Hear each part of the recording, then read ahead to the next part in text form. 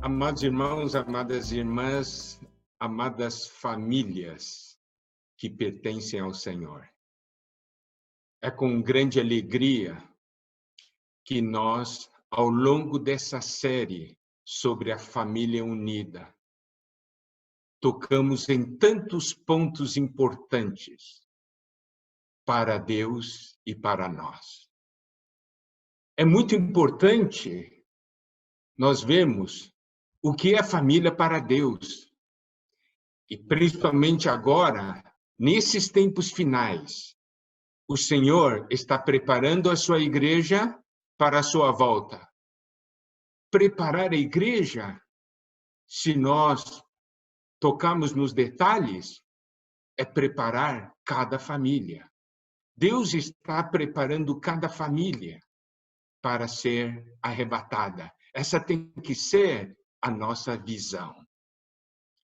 Então, esses tempos que nós estamos passando de distanciamento social, experiências que nós nunca tivemos antes, são tempos de bênção ou maldição? Certamente, para nós, o povo de Deus, nós temos esse tempo como tempo de bênção. Por quê? Porque é a oportunidade que Deus está dando para nós restaurarmos os nossos relacionamentos, visando o arrebatamento de toda a família. Sabe, isso aqui é que está no coração de Deus. Então, nós vimos ao longo da série a importância de cada membro da família, de cada geração, de cada faixa etária. Nós, essencialmente, temos 3 tipos de relacionamento. Nós temos relacionamento entre os cônjuges, o relacionamento entre pais e filhos, e temos o relacionamento entre irmãos. E uma coisa nós percebemos ao longo dessa série, que a vida familiar não vem pronta.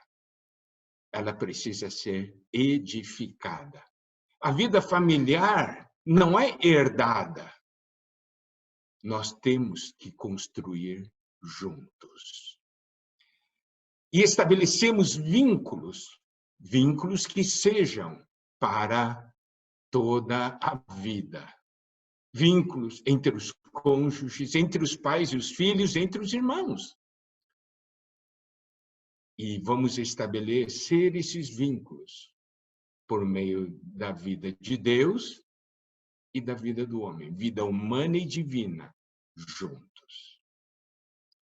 Então, baseado nisso, ao vermos então essa visão, família unida, vamos tocar os pontos que Deus nos mostra na sua palavra, pontos que sempre são guias, são uma direção para nós em todo o nosso viver familiar.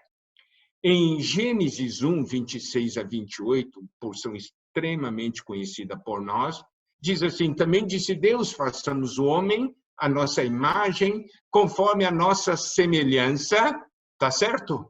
E aqui ele diz assim, nossa imagem é a nossa semelhança, e nós precisamos compreender isso. Tem ele domínio, importante, tem ele domínio, daí fala sobre os peixes, tal.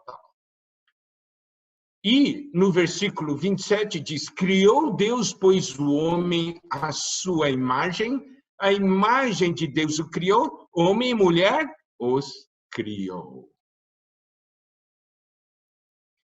Olha só, Deus nos criou a sua imagem e semelhança. E aqui diz, homem e mulher os criou. Então, homem foi criado à imagem de Deus, a mulher também. Que coisa maravilhosa. Deus coloca junto 2 seres que possuem a sua imagem e semelhança. Só pode dar certo. 2 seres com imagem e semelhança de Deus, só pode dar certo. Mas você vai dizer, mas Miguel, não está dando certo, tem muitos problemas. Isso é porque houve a queda do homem. E nós, quando vemos a questão da queda do homem, podemos ver em Gênesis capítulo 5, versículo 3, diz assim: viveu Adão 130 anos e gerou um filho à sua semelhança, conforme a sua imagem, e lhe chamou Sete. Olha só, depois que o homem caiu, o homem começou a gerar filhos à sua semelhança. Já não era a imagem e semelhança de Deus, era a imagem e semelhança de Adão. Dois seres criados por Deus segundo a sua imagem e semelhança. Só pode dar certo. Agora, dois seres com imagem e semelhança de Adão, só pode dar errado. Você diz, mas isso é assim. Então, eu quero dizer uma coisa. Nós somos salvos de Adão e hoje estamos em Cristo. Em Cristo, a imagem e semelhança de Deus é restaurada. Então, olha só, o homem, Deus criou o homem e a mulher. Diferentes, mas complementares. O homem e a mulher são um na essência, diferentes na função e dentro de uma ordem estabelecida por Deus. Foi assim que Deus criou e é assim que nós devemos perceber. E olha só, Gênesis 1, 28 nos diz o seguinte: Deus os abençoou e lhes disse: sede fecundos, multiplicai-vos, enchei a terra e sujeitai-a, dominai sobre os peixes do mar, etc, etc. Olha só, Deus abençoou o casal. Essas são as primeiras palavras registradas na Bíblia em que Deus está se dirigindo ao homem. Certo? As primeiras palavras de Deus falando com o homem na Bíblia está aqui nesse versículo. Sede fecundos, multiplicai-vos, enchei a terra e sujeitai-a. E aqui diz, Deus os abençoou. Foi uma benção. Cada casal deve ver isso. Deus quer abençoar. Isso é muito importante. E em Cristo nós temos a imagem e semelhança de Deus. Então, vamos então olhar um outro ponto que é de fundamental importância. Quando se tem a imagem e semelhança de Deus, aqui nos mostra dizer assim, enchei a terra, certo? E sujeitai-a, dominai. Isso é de grande importância. Nós somos criados para dominar, para sujeitar tudo isso que está aqui. Vocês podem dizer, olha só, nós estamos cheios de problemas, é por causa disso, por causa daquilo. Lembre-se, o casal foi criado para sujeitar, para dominar. Mas isso só será possível se os dois forem um. Porque quando se tem a imagem e semelhança de Deus, é possível dois se tornarem um. Agora, a imagem de Adão sempre serão dois. Nós podemos escolher viver em Adão ou viver em Cristo. Nós ouvimos o testemunho de casais. É fácil ser um? Não é? Mas é possível ser um? É. É isso que é maravilhoso. É possível ser um. Não diga não é possível. Porque o que Cristo fez na cruz foi para que isso se tornasse possível. Isso é para ser bênção para a nossa família. É bênção para a sua família. É bênção para o relacionamento. E ainda mais, quando os dois se tornam um, o poder e a autoridade de Deus se manifestam. E aqui nos diz claramente, multiplicar, encher a terra e sujeitar. Isso quer dizer o quê? Que essa bênção imagem, semelhança e domínio também é dado aos nossos filhos. Você quer o bem de seus filhos? Então, viva a realidade. O que nós temos ouvido é que, durante esse tempo de distanciamento social, o que tem acontecido? Algumas famílias estão tendo um bom relacionamento, estão restaurando o viver familiar, porque antigamente, devido a muitos fatores, não tinham tempo para essa convivência, mas hoje estão aproveitando a oportunidade e restaurando a vida familiar.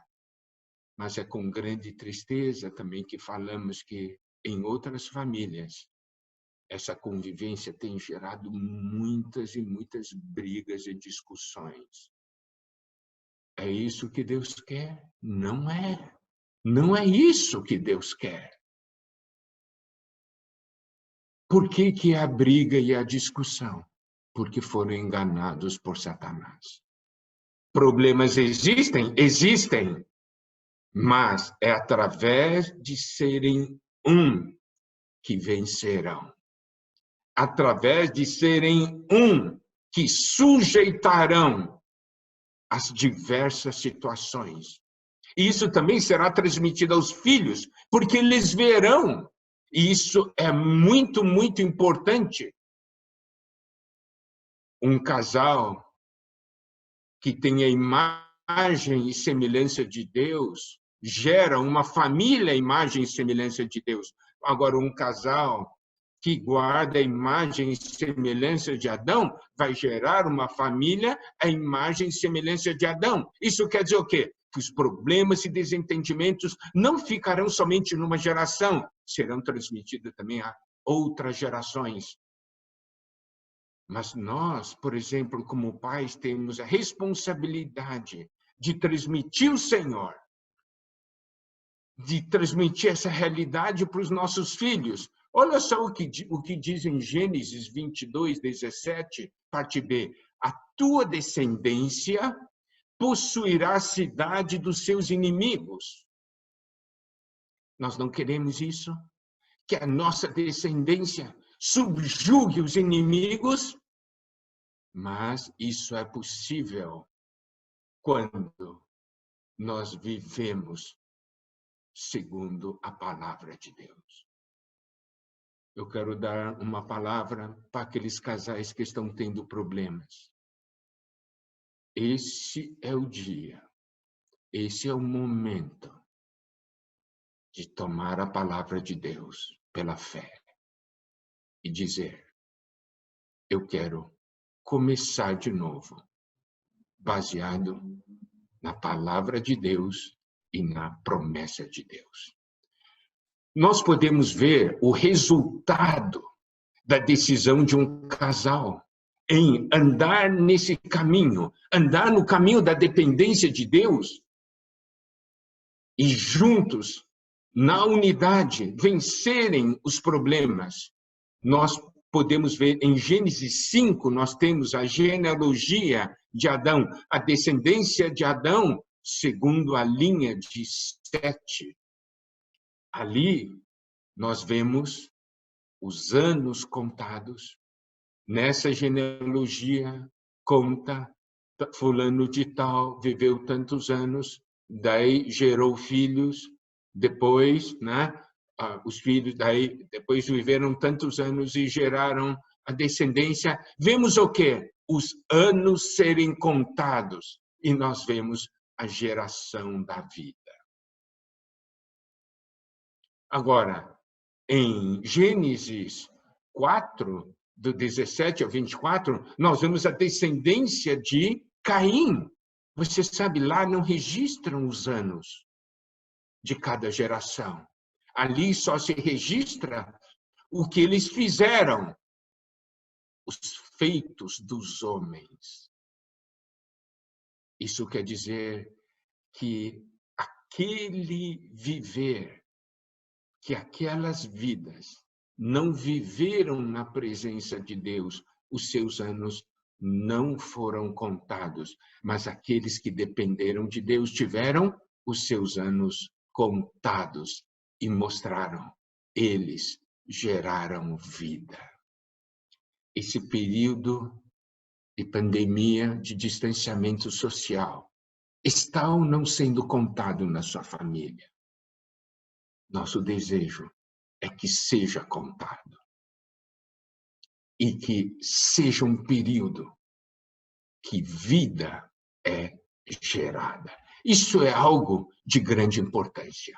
Agora, vamos ver, qual que é o coração de Deus? Não é salvar uma pessoa, é salvar a família inteira. A unidade da salvação de Deus é a família. É isso que nós precisamos ver e perceber. Olha só em Gênesis 6.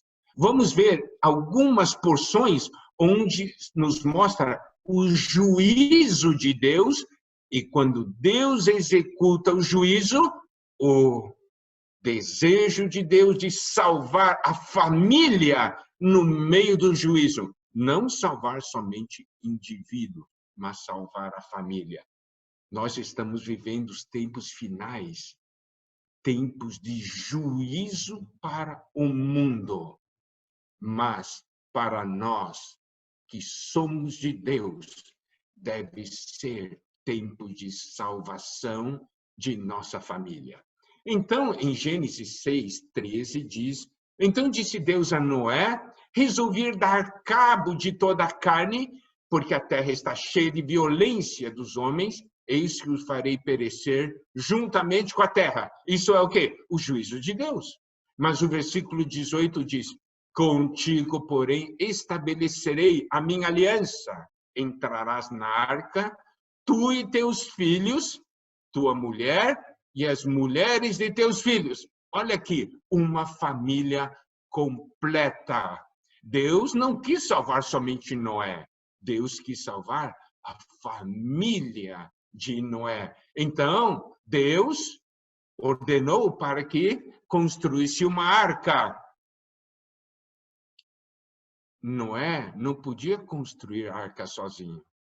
Ele construiu a arca com seus filhos. Olha só. Agora, vamos passar para essa relação. Pais e filhos. Pais e filhos cooperando. Por que os filhos cooperaram?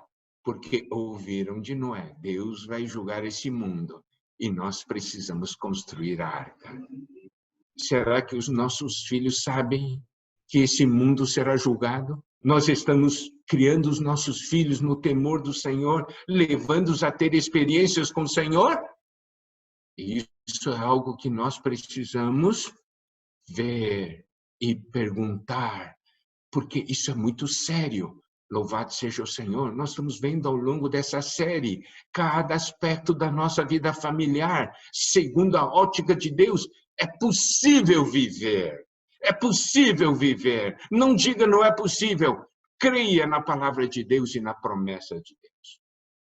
O outro ponto sobre a questão da salvação da família, Êxodo 12, na questão da Páscoa, nos versículos 1-3 diz: disse o Senhor a Moisés e Arão na terra do Egito: este mês vos será o principal dos meses, será o primeiro mês do ano. Falai a toda a congregação de Israel, dizendo: aos 10 desse mês, cada um tomará para si um cordeiro, segundo a casa dos pais. Um cordeiro para cada família. Um cordeiro para cada família. Não é uma coisa tremenda, não é um cordeiro por pessoa, é um cordeiro para cada família. E nós também precisamos perceber, nós não vamos entrar em muitos detalhes, que eles tinham que comer aquele cordeiro naquela noite. Isso quer dizer, sabemos que Cristo é o cordeiro pascal. Que maravilha, amados irmãos, nós estamos tendo a chance de, como família, comer o cordeiro. Olha só, antigamente, por causa do horário, crianças na escola, nós no trabalho, era difícil ter um momento juntos. Então, cada um comia a sua parte espiritual. Mas agora, Está todo mundo dentro de casa. Temos a chance de sentarmos à mesa e comermos junto do Cordeiro. Deus quer restaurar o nosso chamado culto familiar, não é? Juntos podemos falar do Senhor. Olha só Êxodo 12, 26 a 27, diz assim: quando vossos filhos vos perguntarem, que rito é este? Quer dizer, os filhos vão ver coisas que não tinham visto ou não estavam compreendendo e começaram a compreender. O que é isso? Daí diz assim: respondereis, é o sacrifício da Páscoa ao Senhor, que passou por cima da casa dos filhos de Israel no Egito, quando feriu os egípcios e livrou as nossas casas. Então o povo se inclinou e adorou. Então nós temos que transmitir à próxima geração. E olha só o que o Salmo 78, versículos 3 a 4 nos diz. O que ouvimos e aprendemos, o que nos contaram nossos pais, não encobriremos a seus filhos. Contaremos à vindoura geração os louvores do Senhor e o seu poder e as maravilhas que fez. Isso quer dizer o quê? Nós vamos transmitir de geração em geração os feitos do Senhor. Que coisa maravilhosa você hoje poder falar a seus filhos. Eu quero que vocês conheçam a história de papai e mamãe com o Senhor. Contar para eles a experiência da família com o Senhor. Levá-los a não somente conhecer a palavra de Deus, mas conhecer os feitos de Deus nas nossas vidas. Não é bom? Então, vemos em Êxodo, ali na Páscoa, a salvação da família. Mas preste atenção ali. Todos juntos guardaram a Páscoa para quê? Para salvar o primogênito. Aqui é um princípio. Toda família se envolve para salvar um. Porque o nosso desejo e o desejo do nosso Deus é que toda a família seja arrebatada, seja uma família de vencedores. Isso é o que está no coração de Deus. Nós vemos ali no caso de Noé, o pai recebeu a aliança e transmitiu aos filhos. Aqui nós vemos a família inteira debaixo de algo que Deus estabeleceu, operando para salvar um, que é o primogênito. Agora, nós vamos ver uma outra porção que fala também do juízo e de uma salvação. Está em Josué, capítulo 2, versículos 18 a 19. É Raabe e a sua família. Eu vou somente ler os versículos pertinentes a isso. Se vindo nós à terra, não atares esse cordão de fio escarlata à janela, por onde nos fizeste descer, e se não recolheres em casa contigo teu pai, tua mãe e teus irmãos, e a toda a família de teu pai, qualquer que sair para fora da porta da tua casa, o seu sangue lhe cairá sobre a cabeça, e nós seremos inocentes. Mas o sangue de qualquer que estiver contigo em casa caia sobre a nossa cabeça se alguém nele puser a mão. Então, nós sabemos que Raabe tinha ajudado aqueles 2 espias. Ela sabia que viria o juízo, que Deus havia entregue essa cidade a Israel, ao povo de Deus. Então, ela ajudou esses 2 espias. Daí esses 2 espias deram para ela um cordão de fio escarlata, um cordão vermelho, para que amarrasse a janela. Essa cor vermelha tipifica o sangue, não é? É uma casa no qual há o sangue. Então, olha só, aqui diz, recolheres em casa teu pai, tua mãe e teus irmãos. E em Josué 6:17, quando então ocorre a tomada de Jericó, o que a Bíblia diz? porém a cidade será condenada, ela e tudo quanto nela houver. Isso é juízo. Está vendo? Isso é juízo. E ainda mais diz o seguinte: somente viverá Raabe, a prostituta, e todos os que estiverem com ela em casa, porquanto escondeu os mensageiros que enviamos. Josué 6, 22 a 23 diz: então disse Josué aos 2 homens que espiaram a terra: entrai na casa da mulher prostituta e tirei de lá com tudo quanto tiver, como lhe jurastes. Então entraram os jovens, os espias, e tiraram Raabe, preste atenção, seu pai, sua mãe, seus irmãos e tudo quanto tinha. Tiraram também toda a parentela e os acamparam fora do arraial de Israel. Olha só, aqui nós temos uma pessoa que trouxe a salvação para os pais e para os irmãos, seus irmãos. Está vendo? A Bíblia aborda sob diversos ângulos. Nós vemos pais agindo para a salvação dos filhos. Nós vemos toda a família agindo para a salvação de um. Agora nós vemos aqui uma filha agindo para salvar os pais e salvar os irmãos. Família unida. Essa é a visão. Nós queremos que todos sejam salvos.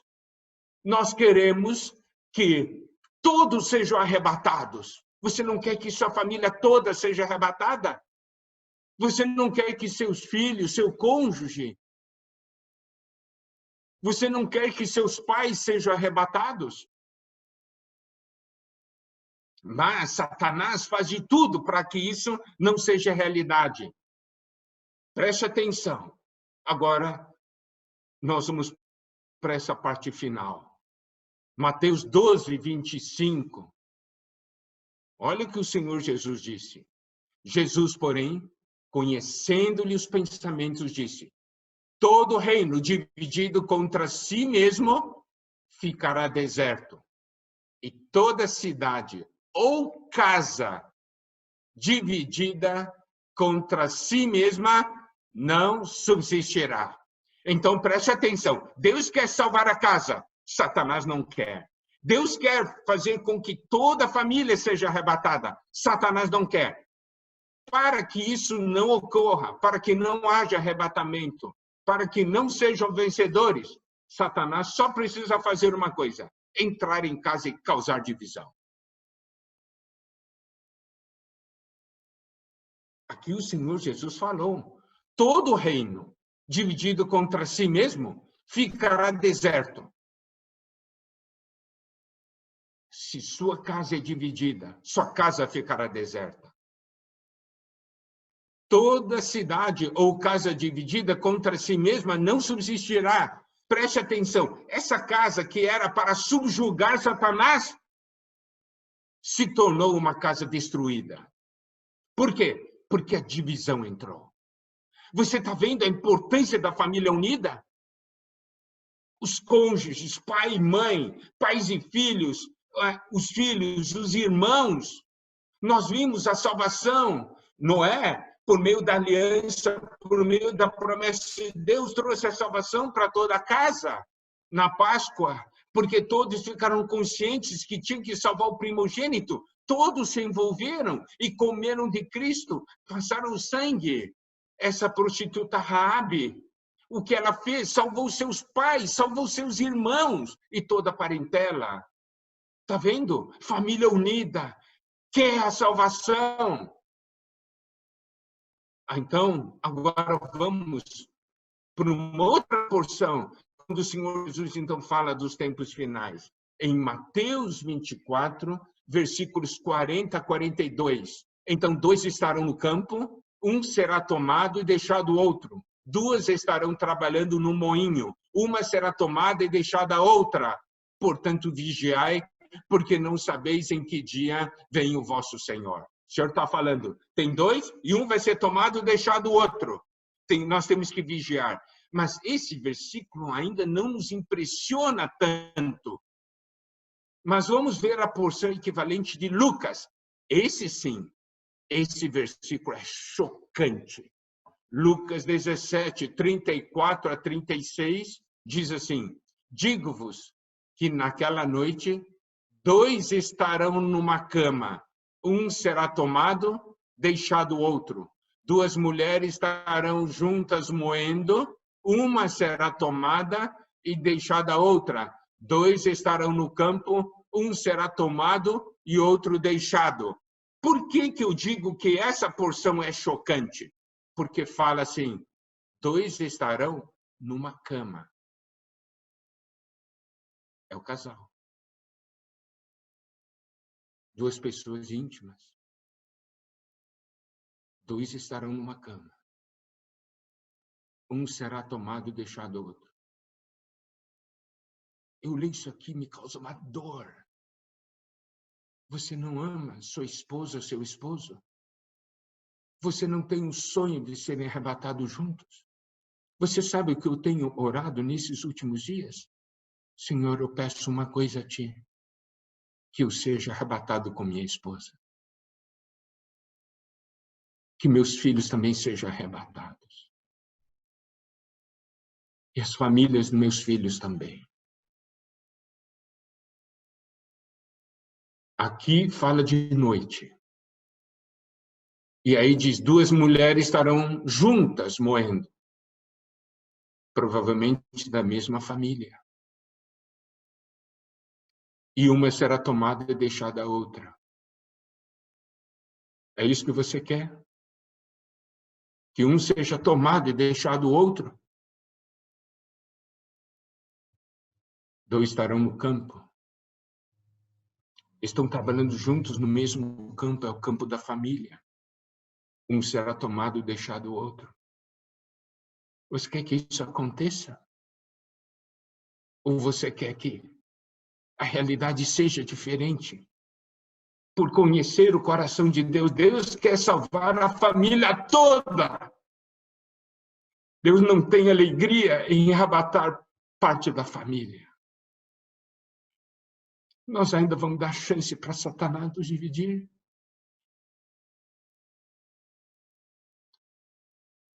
Amados irmãos, amadas irmãs, amadas famílias, esse tempo que Deus está nos dando demonstra o amor dele por nós. Vamos aproveitar. Vamos nos voltar ao Senhor e falar, Senhor, eu quero que toda a minha família seja arrebatada. Esse versículo 17 é um versículo que causa dor no coração.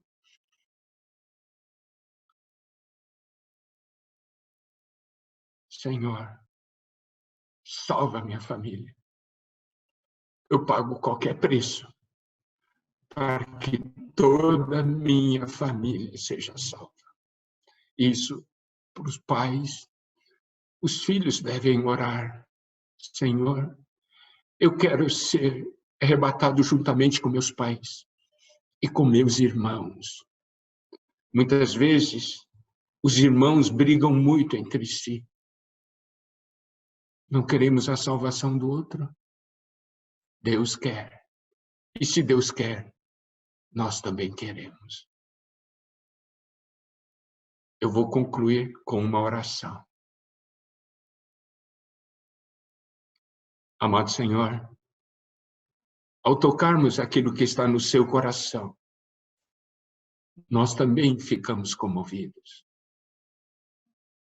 Como é bom saber que o que o Senhor preparou para nós é a salvação e o arrebatamento de toda a família. O Senhor não tem alegria em deixar ninguém para trás. Por isso, o Senhor nos dá a sua palavra e seu Espírito. Nos dá essa chance de restaurarmos todos os laços familiares por meio da vida divina e da vida humana. Senhor, nesse momento queremos falar a Ti, não queremos mais dar oportunidade para Satanás. entra em nossas casas e vem fazer o que está no seu coração. Queremos permitir que o Senhor opere e salve a nossa casa. Salva cada família. Esse é o seu desejo. Nós te agradecemos. Em nome de Jesus. Também, em nome de Jesus, nós abençoamos cada família. Nós temos um encargo muito grande por todas as famílias. E nós cremos também que há vários livros editados pela editora Árvore da Vida que podem ajudar no viver familiar. E tem um livro que chama Viver Familiar. Também pode ajudá-lo muito. Está bem? Que Deus os abençoe. Amém.